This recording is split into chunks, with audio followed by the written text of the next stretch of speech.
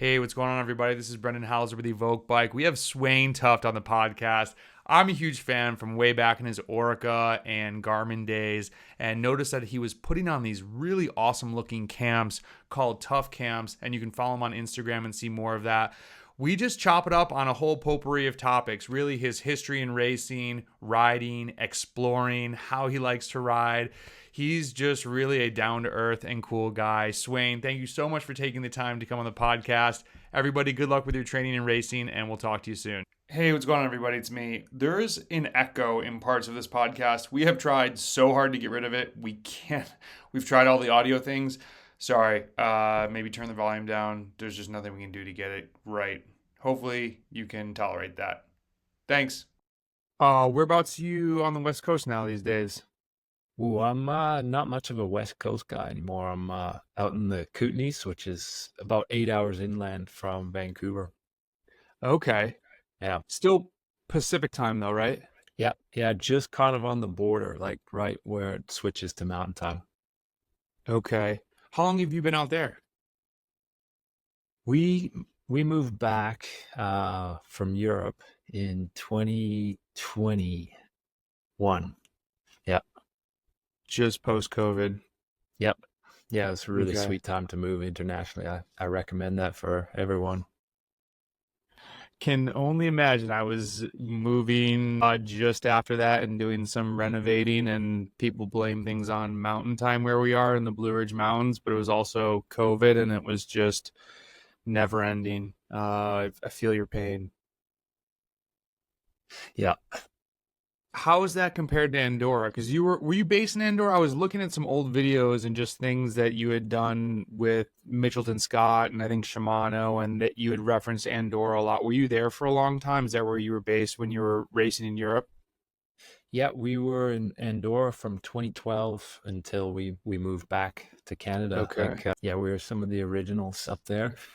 Yeah, it was Andorra was awesome. Like it's a strange country in the sense that it's like a tax haven, and so like the centers are kind of like shopping meccas, and people come from all over France and Spain to come and save cash on 5 gallons of vodka. But when you start to get up and out of the mountains, like we lived up in a town called Pal, which was well, what the locals would consider like really living out in the boonies. But when you're Canadian, it was, man, nothing like that. Like seriously, we were 10 minutes from town, you know.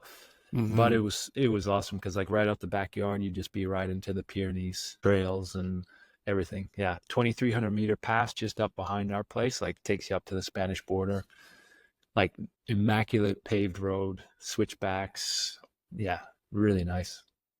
For those listening, you can't see the smile on his face, but yeah, it seems to bring back some good memories.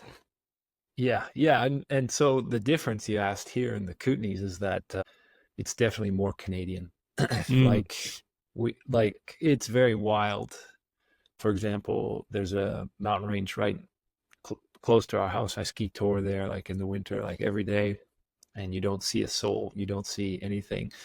Mm. There's like a near our place is like a popular place for the grizzly bears to den for the winter.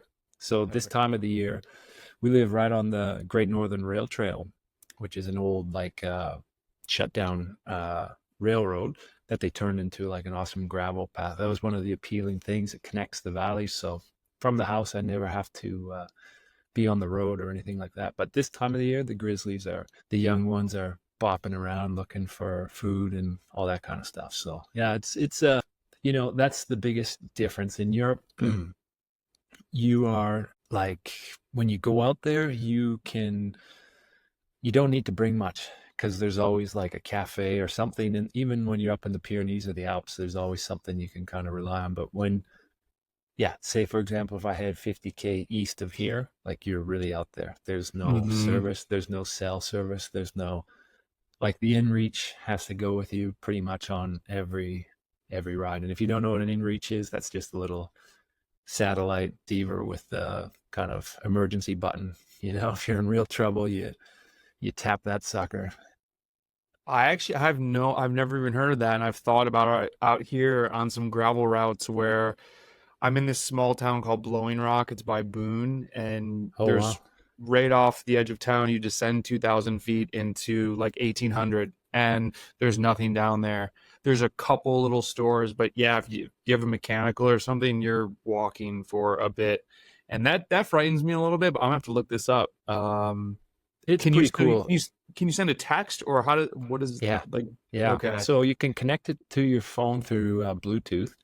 And Mm, it's there's different types, but the one I use mhm, is Garmin, and they charge a really sweet monthly rate. But it's that kind of thing where like, oh, they also do a cool thing like where if you want to cancel it for a certain part of the year, say if you're not using it, it's like mhm. another $100 to like hook it up again. But anyways, that's Okay. their sweet plan. But yeah, it's just like a monthly thing you have to pay, and so that's the other thing. Like, say you go on a trip and you're way the hell out there and you have no connection. Hmm. But for example, something happens where could have been a blowout, something mechanical. You can at least text your wife like, "All good, just going to be 2 hours later" or whatever, right? And Hmm. that's yeah, because as soon as you leave our valley, you have no service like Hmm. every which way, and we Hmm. barely have service in our valley. Like right now, I have we're using the Starlink satellite. That's what we use for Wi-Fi and all that stuff. Okay. Yeah. I was on a farm in Tennessee. It wasn't Starlink. I can't remember that I did not enjoy the satellite Wi-Fi. It was a Yeah. struggle. The podcast actually started in my car in the post office parking lot, and I had a background up that people used to give me the biggest crap for. And they're like, take down this stupid Zoom background. I'm like, dude, I'm in a McDonald's parking lot. Like, I'm trying to. And Lawrence Tendam came on. And he's like, dude, you look pro as hell. I'm like, Lawrence, I'm at McDonald's. This is not pro yet. So Using I that can sweet. appreciate the satellite Wi-Fi. Yeah. Dude, Yeah. No.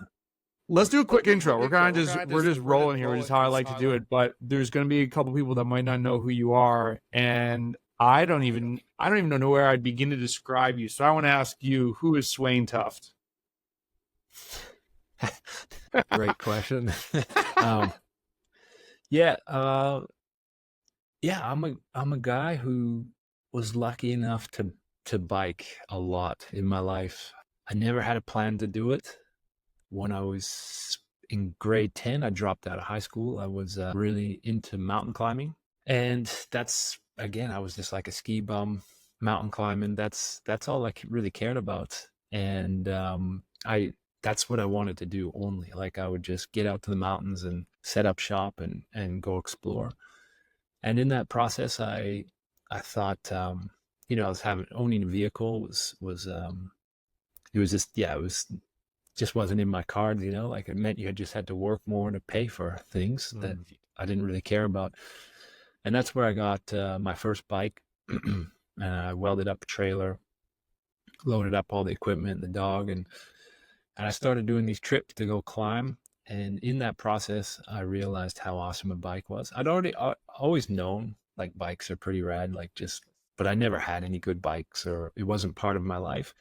And in this process, I just realized just that efficiency of movement on your own energy, and then exploring and you're not like attached to anything, like a vehicle with licensing and insurance and all the things, tools of the man to keep a guy down. Um, and so, yeah, I became really hooked on just traveling with the bike. And I started doing like some trip. My first trip was up to Bella Coola, which was a place that I went to as a kid with my dad, which is way up the coast. And it's pretty epic to get there. A lot of gravel, gnarly, old like roads. I left really late in the year, and I ran into some like just every kind of problem you can imagine, right? Like my bike was crap, and I had to, yeah, basically learn how to rebuild a bike. Ran into really bad weather, and I just learned so much in that trip, and it was quite a hard trip. But in the end, I loved it. I loved everything about it, and then it just changed my life from that point. I went up to Alaska, and even then, at that point, I thought, "Oh, this is what I'm doing for the rest of my life. I'm just going to travel around on a bike." And so, I'll try not to make this too long, but that No, good kind of man. it kind of led into, I'd get odd jobs back home to pay for my trips. And one of the jobs I had was working at a friend. A friend had a bike shop. It was more of like a sports store, used sports store, but the big emphasis on bikes. And there I got to try like a triathlon, a Cannondale tri bike with Spinergies, and it had tri bars and everything like that. And up to that point, I'd just been riding like a mountain bike with a big heavy trailer with my dog who's like 80 pounds. And, like you'd be riding at like 300 watts and you'd still be doing like 16K an hour, right? So that same energy applied in this Cannondale tri bike. And I was just hooked. Like that was it. I couldn't believe it. You're rolling along at like 40K an hour. Mm. And it was just like, it just opened up this whole new thing, this whole new world for me. And I started doing like long trips and like trying to just do average speeds. It's all like, I became obsessed with average speeds. And my dad, who's Norwegian, like real sports history, we always grew up doing stuff. When I was in that phase of my life, I was not really taking a lot of advice from my parents, as you do, kind of because you know everything. My dad and I weren't super close at that point, and he saw me kind of taking real interest in this kind of Euro. Like he always loved the Tour de France and that kind of thing. And so we started hanging out more. He would come down to the shop, and we decided to build a bike just out of pieces, like because there was a tons of different pieces in this shop, and we were able to kind of jury rig a basic road bike together. And we like just went and started doing like local races. And so my dad and I would drive around in this little Chevy S10 with a canopy, and we'd camp out at these races down in the Pacific Northwest and stuff like that. And because I had this engine, it could just really like the raw power was there, but there was no skill or tactic or understanding of the sport, right? I was just, yeah, clueless in so many Hammer. ways. Yeah, just, yeah, as soon as the race starts, it's like, go. So either the bike would blow out, or I would blow out, or I would win by 10 minutes. It was like one of those three things. And so then you progress through the ranks pretty quickly. And I had a lot of helpful people along the way. Like I had a lot of really good mentors who were like, as soon as they see something, they see what well, just how you approach stuff, and they get excited. And I had a lot of, yeah, people really helped me along the way. And then you just, yeah, you start progressing through the different levels, and it happened really quick.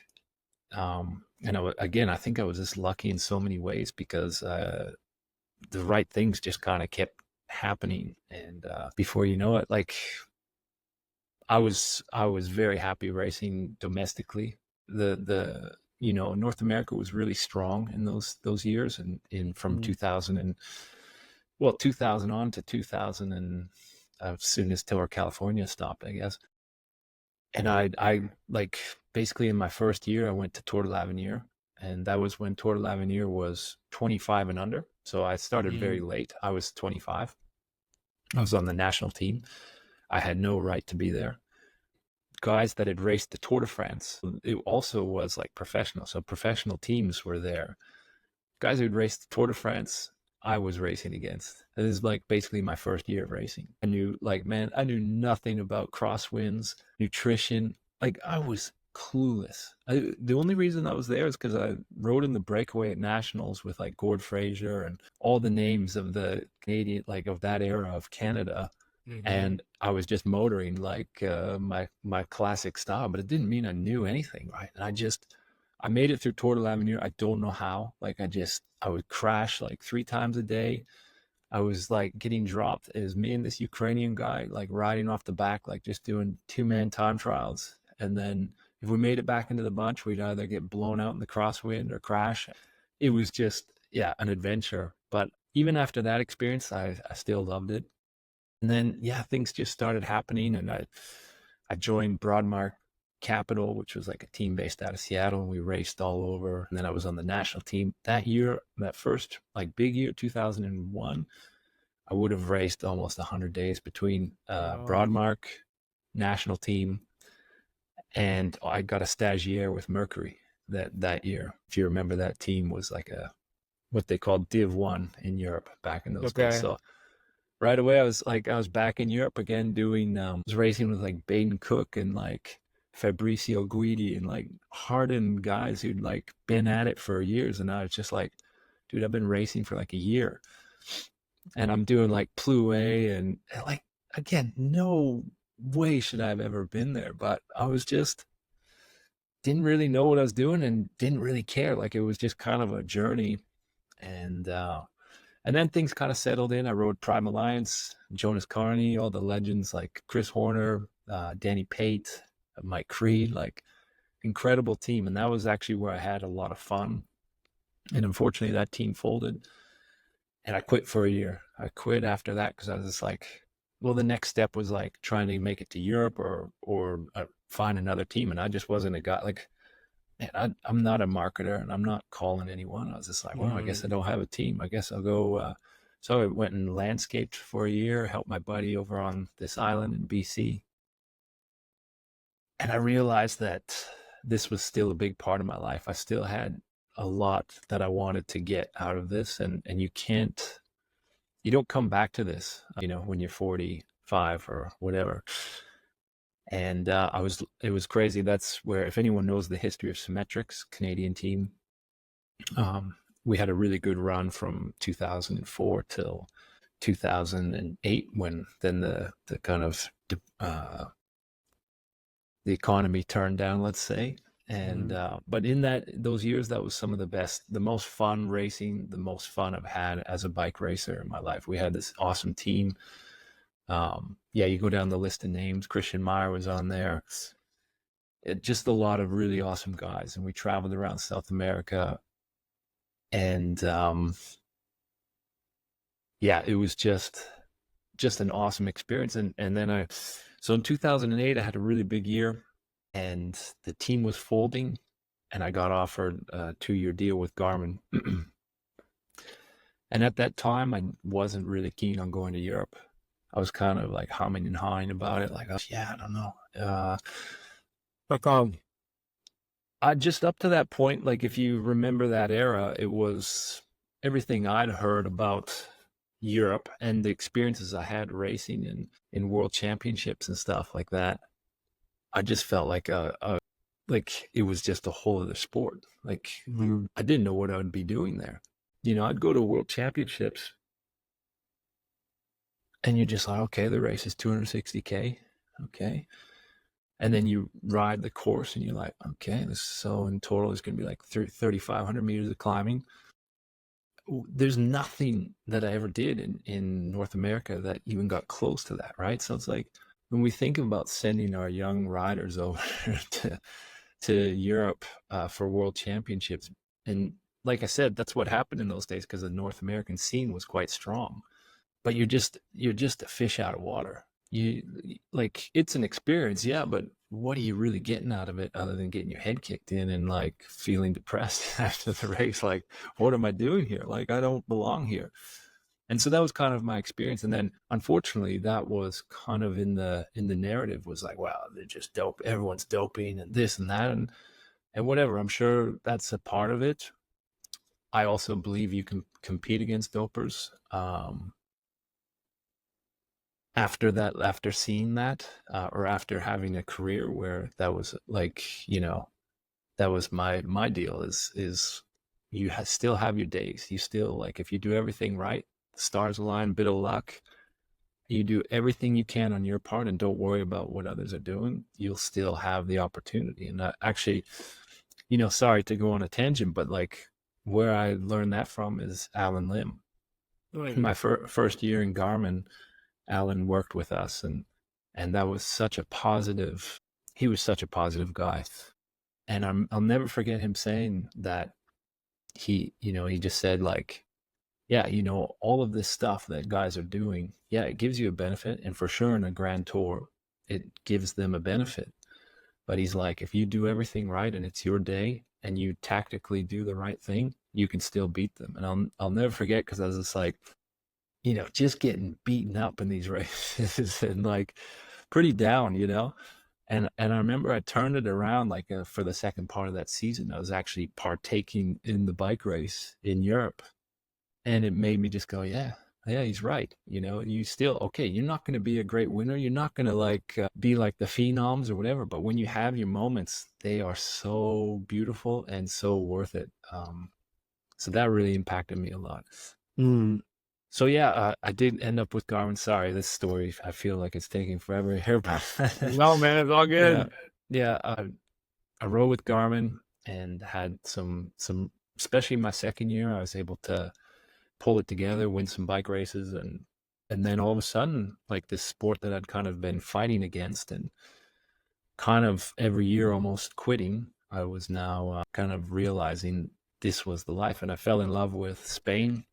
I lived out in Banyoles, which is outside of Girona, because Girona was too busy for me even at that time. I don't know if I'd even be able to hang out there for a day now, but Banyoles was awesome. Like it was like I had a garden, and when I would come back from races, I could just really, yeah, I've really have a good connection to Catalonia in general. I love that part of the world.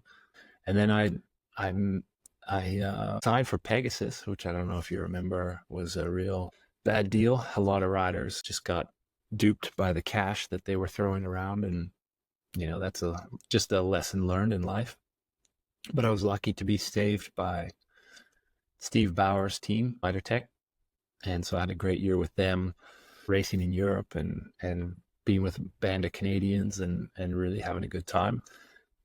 But I knew I needed to get back to that world tour level, and through that time, I'd always been in touch with Whitey from Garmin in those days. He was a director there, and he kept talking about this other Australian team, and I remember thinking like, "You're gonna sign for another Australian team, eh?" Like. But then I did my research a lot more and understood that this was backed by Jerry Ryan, and he'd been supporting the sport for like over 20 years at this point. So I was like, okay, this is it. This is the way to go. And yeah, rode with GreenEdge for many years, and I count myself very lucky to have been a part of that team. Best years in as far as at that level, the world tour level of my career, and just fun. And one last bit to that whole story, I retired from them, and I was retiring in 2018. And then my old friend Jonas Carney from Raleigh UHC started harassing me, and at first I thought he just wanted to talk about getting logistically set up in Girona there, having and meanwhile that he was planning to try and get me to ride another year. And I was just like, well, I talked with my wife, and I was like, okay, we can do another year. It's like kind of as a older rider who can help the guys kind of adjust to Europe a bit. And I was like, took on that role. It was hard. I tried really hard to be my best, but it was an interesting way to end off the career. But that's my story in cycling. Yeah. I love it. What's the one thing that I'm curious about? What do you think made the 2004 to 2008 team when you were, just kind of getting things off the launching pad? What made that the most fun? It was culture. It was everyone bought into this one for all for one type mentality, which I think is so crucial in a bike team, and it's really hard to do on a team where there is no real money involved. Right? On a world tour team, you tell a guy, "Hey, man, your job is this today.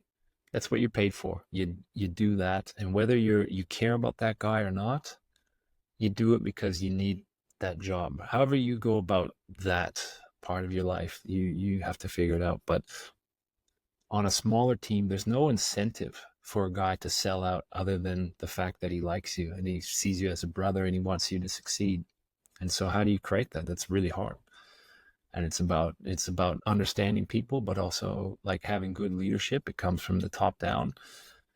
And then also working very hard at validating those people who have done the work, right? And making sure that they feel like what they did was really valuable to the team, and that it will be, it doesn't go unknown or like it's a big deal, right?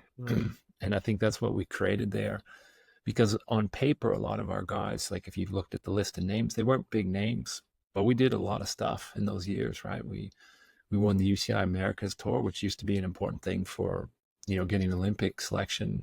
We won the US Open. We won a lot of like really big races that we like, we were just a bunch of guys from Vancouver, Langley area, right? Not a real cycling mecca. And yeah, we just grew, we we grew this team into like a really powerful domestic team, and we'd go and race in South America and even do well until the hills came around. But that was a really good time. And for context, for people that might not know, that you've won the national championship 13 times, twice on the road, and 11 in a time trial. So you humbly say, "Oh, I'm not going to get any big wins," but those are pretty awesome. And you wore the pink jersey, right, in 2012, I think, from the team time trial. 2014 in the Giro, yeah. 2014. Okay, Team 2014. time trial, yeah, yeah.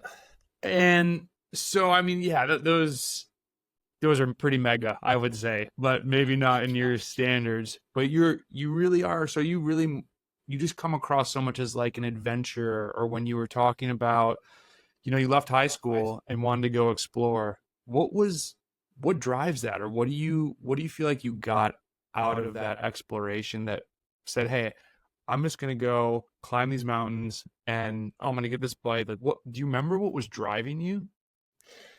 Well, it was kind of stubborn ignorance, I would say, a big part of it. No, I mean, I was really lucky. We grew up, my dad always had us out hiking or ski touring or skiing or some kind of activity out in the mountains, and it always was a part of me. I loved being out in those areas, and I loved seeing new places. And I was always fascinated when you got to a really remote region. My thing was always what's beyond, what's on that, like what's the next valley, what's over that peak. And that was always a part of my life and who I am. So I always, when I think about bike racing, I did that job because it allowed me to do stuff that I would just be doing anyways.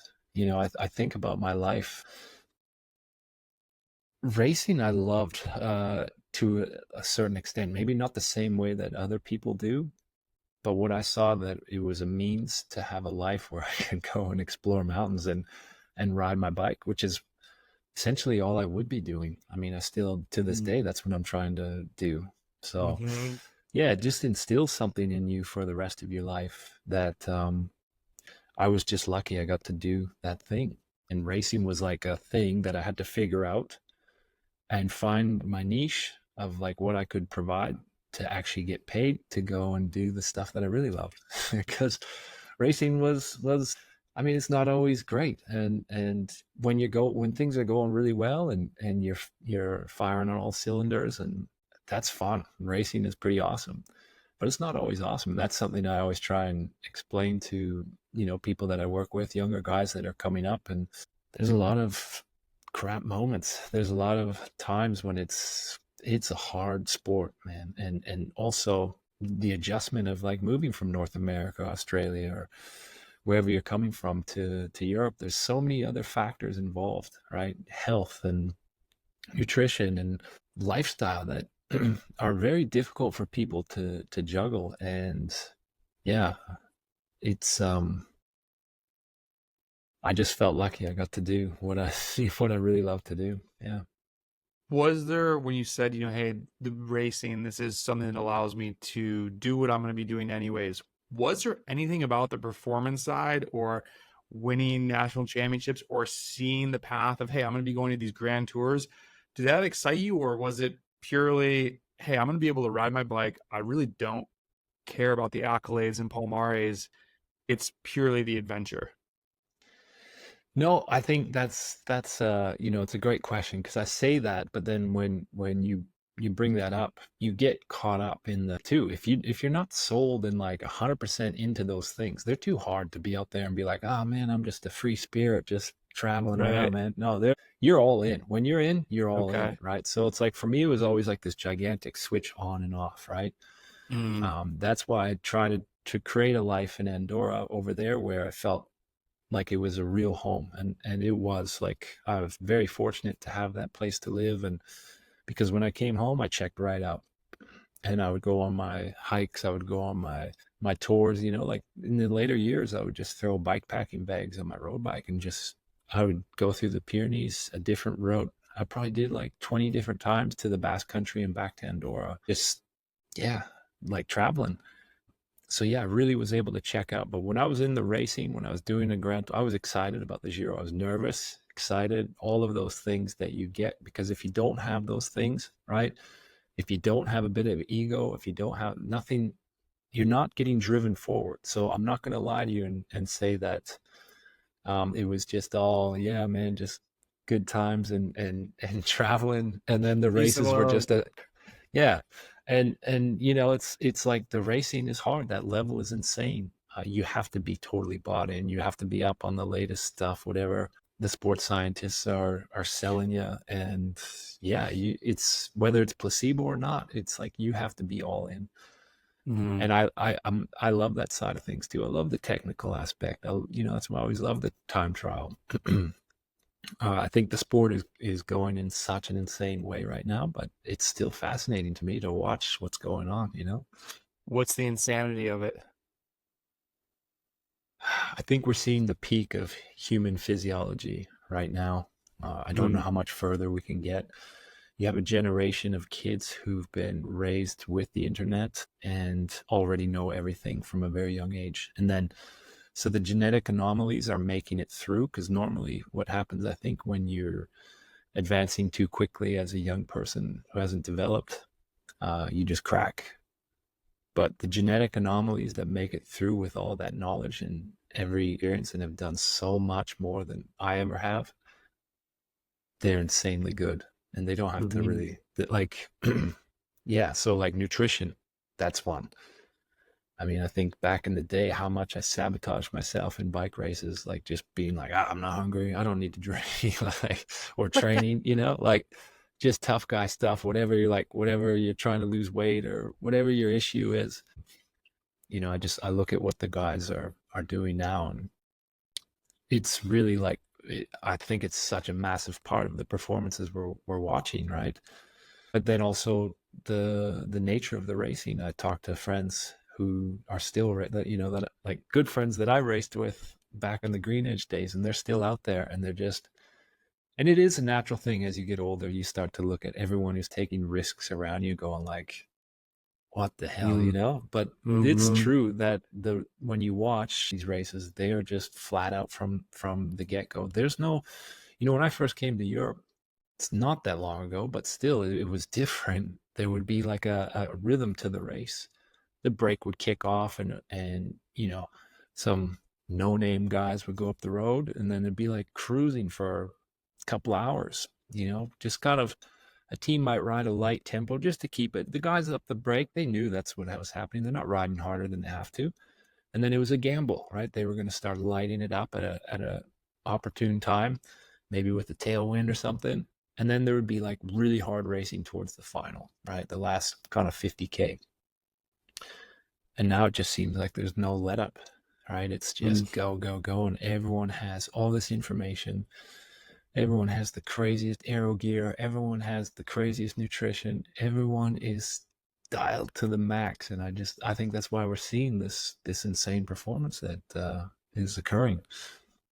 I think it's going to keep going. Yeah.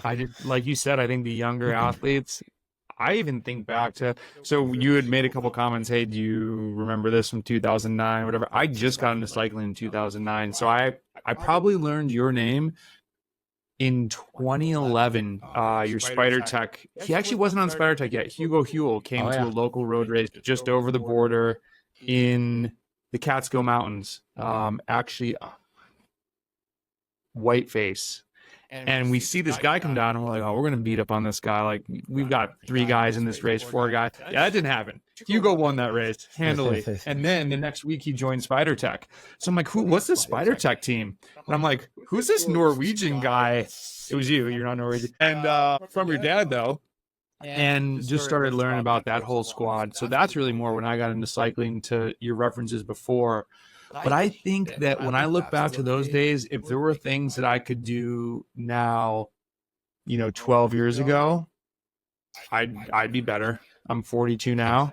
And so the kids 2 more generations back, I think there's still so much tech and just things that we're more messing with our bodies. We've got people ingesting bicarb and putting on different lotions, and ketones are coming into play, and people don't even train their respiratory system a lot. Most people don't. I just think we're going to see more freaks over the next 20 years, then maybe it slows down. But like you said, the technology, the racing is, I think, scary fast for those guys. Yeah, it's mind-boggling because I think that probably happens through every generation. You know, guys from the 70s or who raced in the 80s are watching the era in the 2000s go like, holy, you Mm. know, like, right? And it's just like it's just this constant progression. And yeah, where does it stop? Where does human physiology peak out? I don't know. Like I think also there's that whole thing of epigenetics, you know, like in a lifetime you're able to switch on certain genes and pass that on to the next generation. And so like I know evolution doesn't happen that fast, but like it's pretty amazing the human body, what it's capable of. Hmm. And just watching that play out in cycling so quickly, like, you know, I never, you know, okay, I'll go on a side note here, but in my day, when I came over to here, my day, I love it. uh, well, there was the sprinters, you know, they were just like burly, tough, like kind of built guys, right? Usually, yeah, but they wouldn't make it over a climb for like a decent climb. There's just no way. And then you had a climber, they were just Colombian guy or like a 120-pound guy, just rail thin. And then you had kind of the time trials who could suffer over some climbs. You had the domestiques. That was how it worked. And then I look at like Wout van Aert, and I'm just like, I don't know. It's mind boggling. The guy wins uphill, finishes in the Tour. He's like the world's best domestique. He can win time trials, prologues, bunch sprints, cyclocross races. I mean, that is for me. That is one of the most what has to be one of the best cyclists of.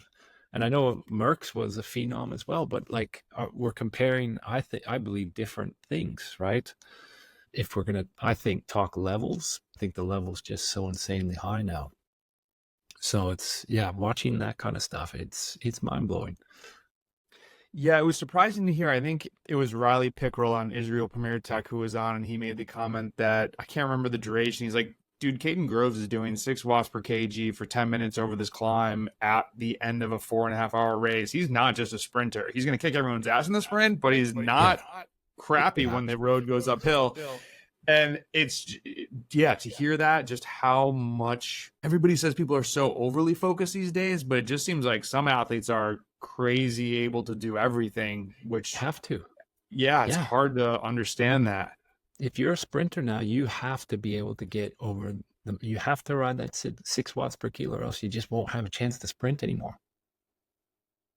Love that. So, Love that. yeah. That's the clip right there. What? So I'm curious with, you kind of, you said that it wasn't just like free flowing riding, that when you were in, you were committed to being in on everything. Did you do structured intervals and stuff, or were you more just long rides and rip up some climbs here and there? Or how did when you were in, as you said, and really firing for big races, were you doing intervals, or what was the training like?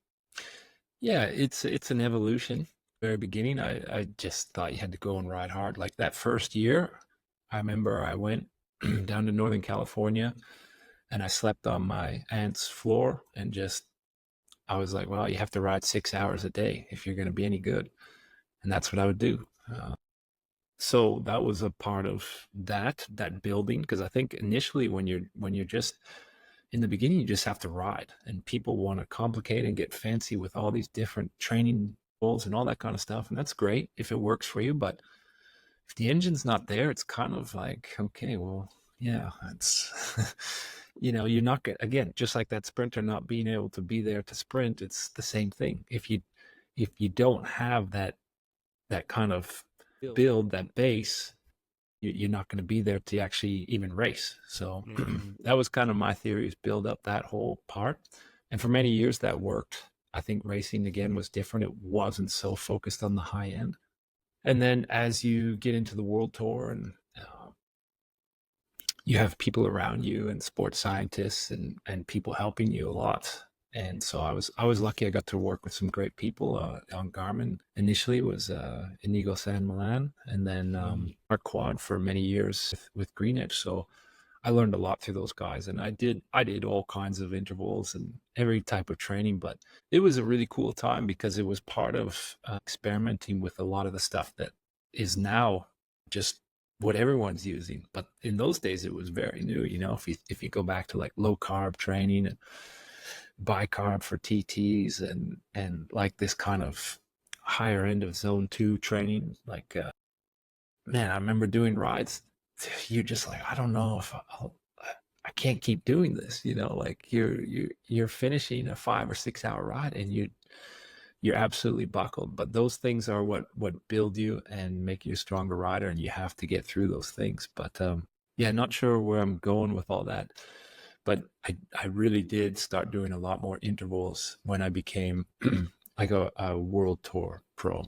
Okay. Whereas prior to that, I rode for fun, I would say. Like I would go hard Yeah. when like, don't get me wrong, like, but just wasn't structured. I Mm. would ride out in the valley where I lived and then get to the places with the climbs, and I would just go and smash it as hard as I could. And then I would do some sprints, maybe somewhere like on the way home. That was kind of the extent of how much I thought about it, because I was actually doing the work. And I've always been a fan of, it's more important to do the work part, like, especially for me, like, again, it all comes down to what kind of rider you are. For myself, that was kind of my bread and butter, being able to ride hard for a long time. So Mhm. keeping that part of my system going, that was number one, and everything else was like good add-ons. And for sure I had a ton of things to work on to be better, like acceleration, sprinting. Yeah, there's a million things that I sucked at. But I always knew, like, because I also learned too, like there's moments in a career where you go like, wow, if I was lighter, I'd be able to climb with these guys and I'd be able to maybe win this race or whatever. So then you dabble and you start losing tons of weight, and it feels good for a while. And then all of a sudden your power starts sucking. And then now you suck at both things. You can't climb and you can't time trial. And I definitely played with that, and I realized, well, actually no, it's just better to be who you are than to try and be this other thing that isn't working out in either thing, right? So it's, yeah, I think that's what a lot of people have to learn about themselves, and that's why I also love about the sport, and I love still working with people, is that there's a lot of information out there. There's tons of ways to go about things, but everyone is very particular, right? Everyone's so different. And that's why, like, if we talk about coaching, well, the template that you write up for some European guy, and that's the problem with our sport, is we're all looking to the Euros and the guys who are racing these insane races as the template. And I think that's wrong, right? Mhm. I think that's a real problem with our sport, because people aren't looking at the reality of what they're actually doing and what they're capable of, and the time constraints that they actually have, right? And I just think that that's a real problem with the sport and coaching right now, is that it if you're really into this and this is something you really want to do, you need someone who's going to be able to actually work with you on all of those things to find out how you tick, because it's a massive topic, and it's like could go on and on forever. But that was one thing I didn't like, like when, for example, on a team I was on, it's like low carb was all the rage, right? In those days, guys would skip breakfast, and then on the training ride they would just have like protein shakes and bars and things like that. And I was like, okay, well, if you haven't done this before, why is the training camp in January the time that you're just going to go all in, right? It's not like we're just going slow training, like zone 1, zone 2. Guys are smashing it over the climbs, and it's like every day you're hanging on for dear life, even if you came in fit. And I'm like, that's not a time to play with low carb. You guys are insane. I remember going to the sports scientist like, what are you doing? And don't force everyone to do this. Kind of like, in those days, it was kind of like, yeah, you do this program because that's what we're doing, right? And I just thought that was so ridiculous, right? It's like, okay, if a guy has interest and he has dabbled with it before, okay, let's do that in his training where it's like earlier in the season where he's not doing intensity. But you have 28, 30 guys out there. Don't tell me we're all going to keep it controlled and ride in a in the fat burning zone. That's just not happening, right? And that's what I saw so many times. And so, yeah, I guess I'm just going on a tangent here, but I think it's really important to have to really learn about yourself first before you start doing all of these protocols and procedures and biohacks. I'm all about tangents, and I'm curious, how did that end up when everybody was doing the low carb? Oh, you just have guys in body bags coming out of training camp, and they go to the first race, and they're just like, yeah, but he's so lean, like he looks so good. Because you got to remember, like that was Europe at that time. That was a director judged you on how you looked, how you showed up at training camp, Mm. and if you rode like crap, they were just like scratching their head. They're like, yeah, but you can see the veins in his legs. He's clearly on good form. Like they just couldn't put those things together, and I think that is the beautiful thing now I see in world tour cycling, is that is all shifted, right? Like it's Mhm. all about perfect nutrition. Like it's almost like too much for the guys. They're just like, really? I have to eat more, But it's like that's the reality, because so much of those years we were depleting ourselves and then trying to get optimal performance out of it. And it just doesn't work like that. Mhm. I think the other thing that I hear a lot is there's so much of this focus on or. I should either be doing this or that. Or should I be riding sweet spot or polarized? Yeah. This or that. And I'm like, and you could Yeah. do both. You could Yeah. find a way to balance it all. And I think that's one thing. There's so much dogma or just very adamant. This is the training. Yeah. Yeah. That might be for you. Cool. Maybe you want to, that's great. 2 sessions for you a month, and this person needs 4. Yeah, you said everyone's so particular that we want the guidebook, and Yeah. Yeah. endurance sports just doesn't work that way. I agree. It's so nuanced, and it's so like you said, yeah.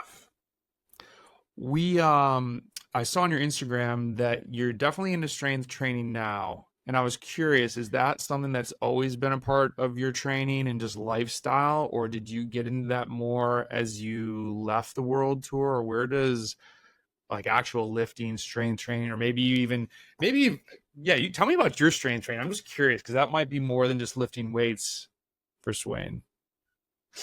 For me, it's always been about health in the long term. Mm. I saw right away that cycling, especially in my era, was not healthy. I saw the guys coming out on the other end, and I was like, ooh, Mm-hmm. I don't really want to turn out like that. I don't want to be osteopenic and buckled over and not able to carry things.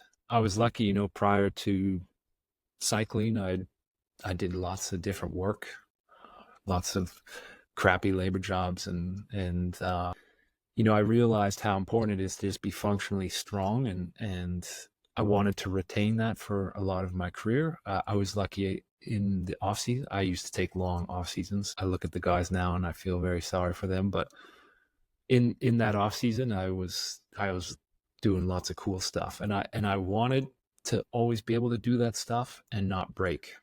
And what I saw Mm. was that a lot of guys, because they were only riding, as soon as they would do a hike or do something, it would break them, and then they didn't want to do that anymore. And I was just like, no, I love that stuff too much to throw it away.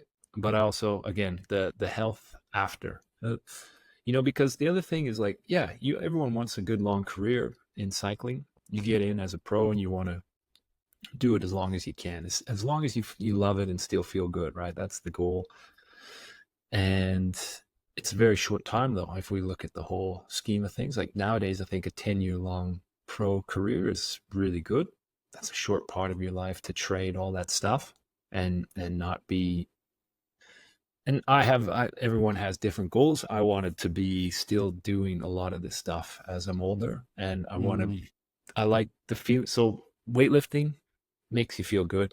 If I'm going to compare coming home from like an 8-hour ride, just smashed out of your mind, and just like you can't even have like a good conversation, or like a 45-minute session of swinging kettlebells and doing some heavy lifting, I feel way more awesome on the weightlifting side of things. Now the problem is I love the big rides and that part of the exploring and all that kind of stuff. So it's trying to balance those two things where it becomes very difficult. And I wish I could, in that sense, I wish I could especially if I'm riding a lot or whatever. I wish I could weightlift more, but you just have to be really wise about it. But ultimately, too, you learn that people want to just get more and more, like all things, they want to do more and more and more. And with weightlifting, that's not always the best case. And I learned that, once a week as like a maintenance while you're riding a lot is super effective, keeps you strong, keeps you the movement, like range of motion. That's what I'm really concerned about, because I know the strength can always be added here and there when you have more time to do it. But that range of motion and that correct lifting technique are like the most important, because they also make you feel good. They also make it when you go to pick up your kid or pick up something heavy. It's like, oh yeah, it's there, and you're not blowing your back out, right? And so that's why I do it. And I kind of phase it out through the season. So like shoulder seasons for me are spring and fall. And that's where I do a lot more of that kind of stuff, right? So that's interesting. So you have different seasons so you're doing legs all year? Yeah. Okay. But also I like to do the whole body, like especially now. Back in the day, I didn't as much because certain people put on weight really easily, and I was one of those guys. Like if I love cross country skiing. It's one of my, and ski touring. And the problem is like with cross country skiing and then mix that with weightlifting is your upper body just kind of like you just start putting on back muscle and all those kinds of things. And it's not a lot in the end, but in cycling you're always kind of up against it. Like I was already too big anyways. I was already too big. So I was like, I didn't need to go and add 2 kilos of body mass on top of already being too big. You know what I'm saying? So Yeah. yeah, there's a picture of me in 2006 training camp with Symmetrics, and I've been doing jiu-jitsu and weightlifting all winter, all fall winter, and I would have been like 205 pounds. And I went on, like, what's crazy though is like I just didn't care in those days, and I went on to have one of my better, like, really good season. But like that's where I learned is like, oh, this is too hard to be hauling this mass around. You hit Yeah. the first climb and you just realize like this is useless for me right now. But it felt good, 205, that's felt a big strong. boy. Yeah. Yeah. So it's easy for me to put on weight. Like I could be 10 pounds by tomorrow extra. So I think the bigger you are, the more weight fluctuates, which can be a total mind mess for larger athletes. At least I'm absolutely. 6'5", so Oh wow. yeah. Yeah.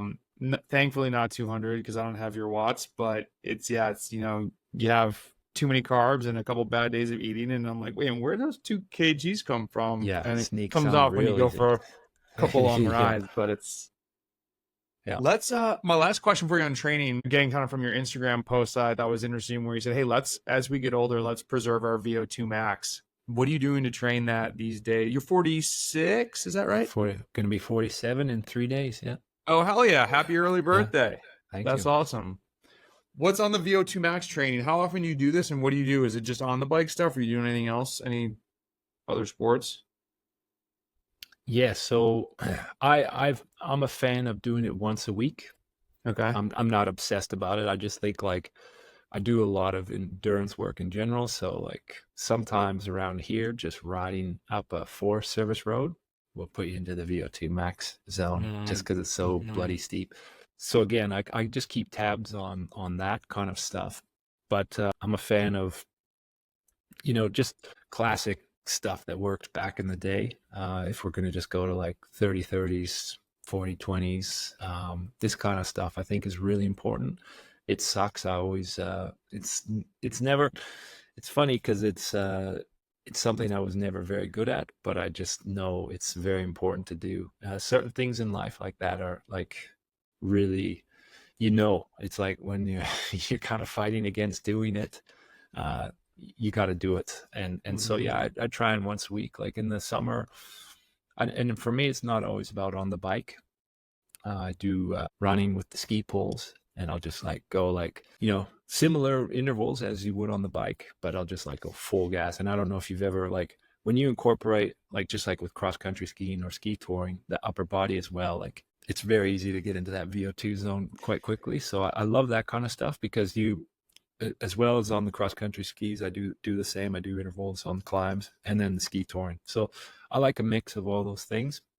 And really, it's just about dealing with that pain and just being going like saying, yeah, it's one of those sucky things I have to do. And because I do think it's really important. I've seen my VO2 drop off, even though I stay very active. But then the reality is I'm 47. Like it's just how life is, and so life is all about how you adapt to things, I think. And so I'm gonna push to feel as good as I can for as long as I can. And why wouldn't you? If you have the time and the means and you care about feeling good, man, that's what I'm gonna be doing.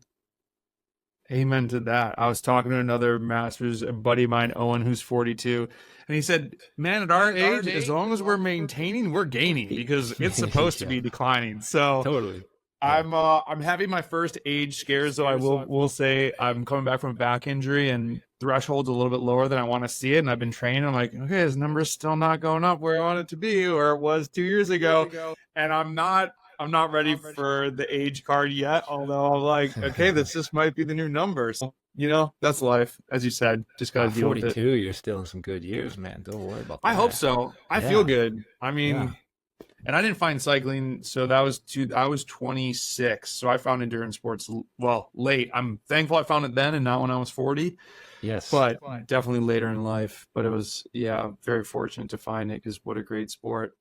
Um, so I'm curious, a lot of athletes sort of struggle after their competitive careers end of finding themselves. And you had a video, I think maybe you made with Shimano, where you said chapter 2 is going to be awesome also. As I'm curious, I'd love to talk about tough camps and what you're doing today. What was this something as your road career was ending, you started thinking about, or what was that transition like for you? Was it difficult at all, or you just maybe just picked up and started running with it? Whoa, yeah, big topic. First of Yeah. all, I'm gonna say for anyone retiring from that sport, there's I don't think there's a guy I've spoken to that's been like, yeah, it was awesome. Best thing ever. And for the guys, like there's a lot of guys that don't get to even make that choice. I was very lucky where I got to make the choice. Like I'm done, and family is more important. I was spending more time away at training camps and this and that and grand tours, and you're just like, wow, I'm away for such a big chunk of time. So that was the choice. Actually, 2018 Giro d'Italia was one of my best physical performances ever. We were there with Yates. He was winning stages. Sam Bewley and I were basically riding the front every day. I had more days over 6,000 KJs than I ever have in my life, and was like back to back, like able to keep going. So physically, I didn't really want to retire. It was a choice for family, and no regrets at all there.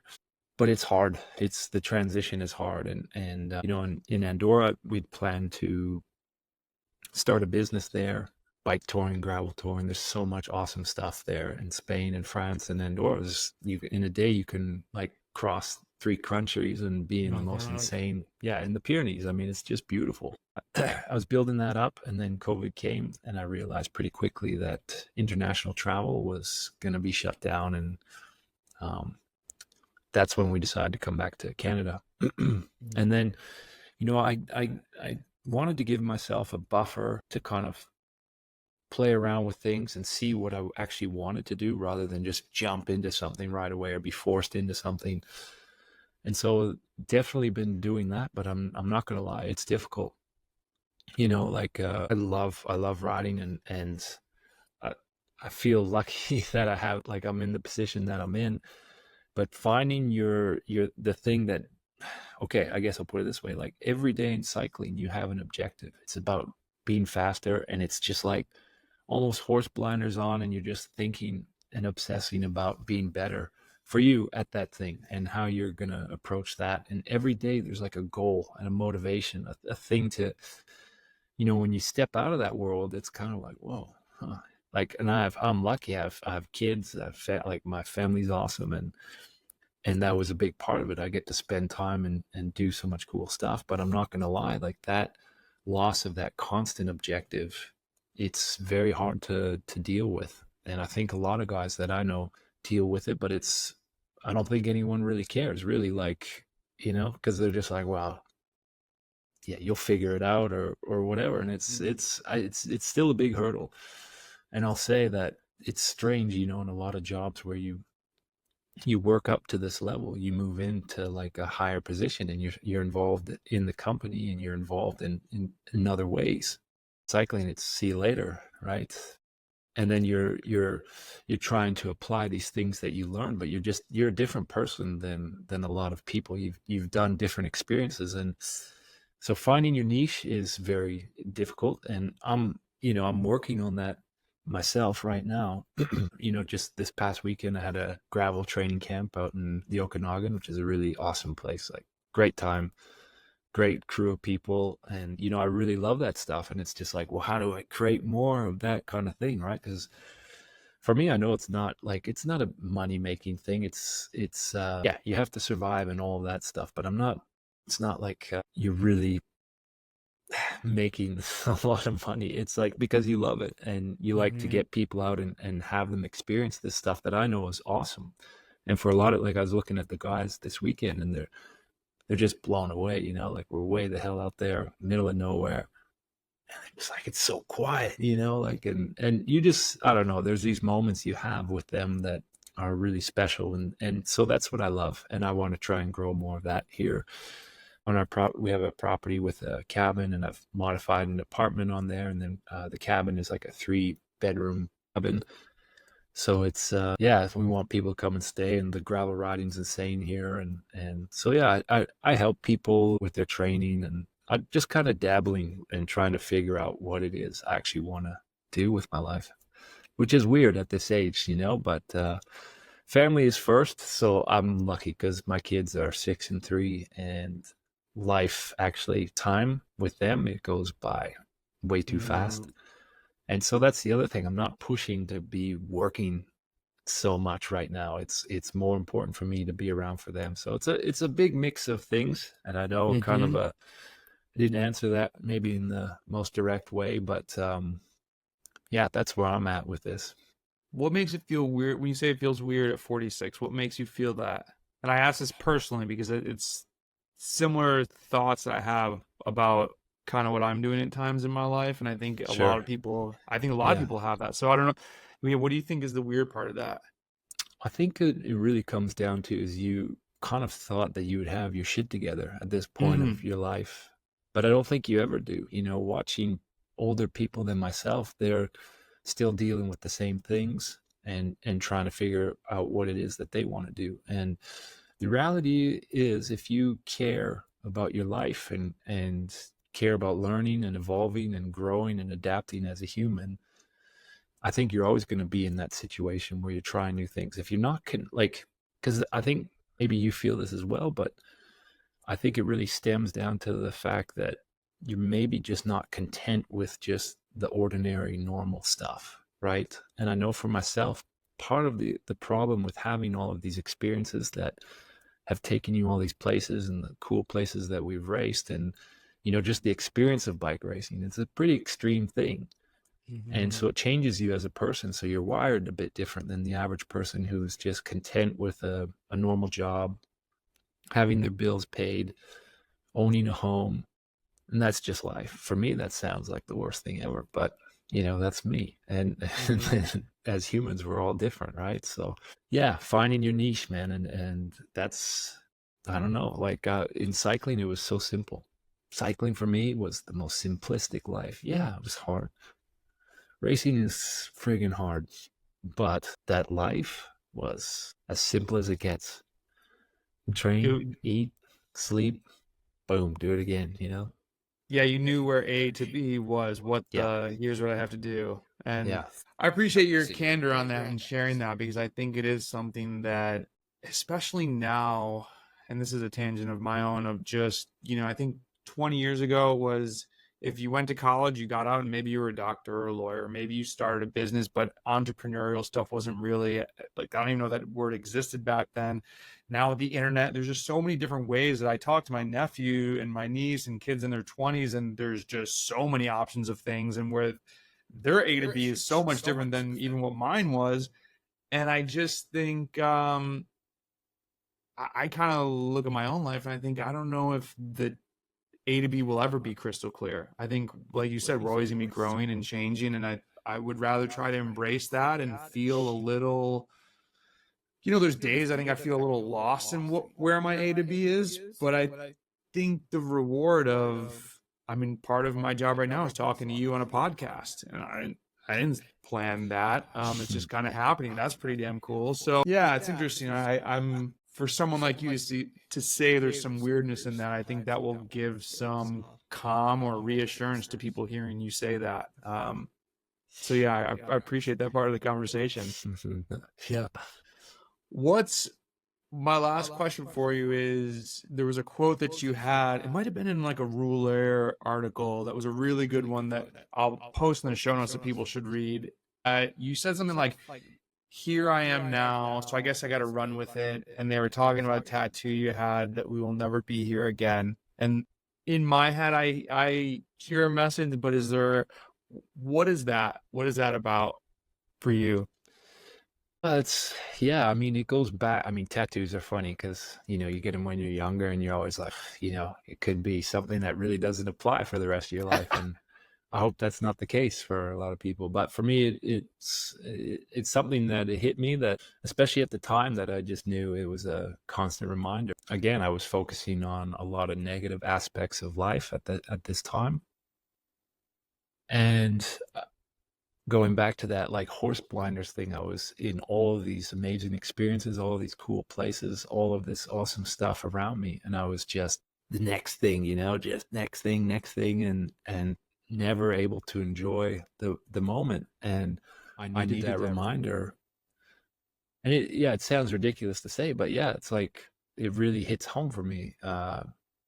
You won't like Okay, and I'll say like another reason to that is, have you ever tried to recreate or mimic something that you've done before that was an awesome experience? Like a trip or a training session or a route or something like that where you're like, oh yeah, I'm gonna go and do that again. Definitely.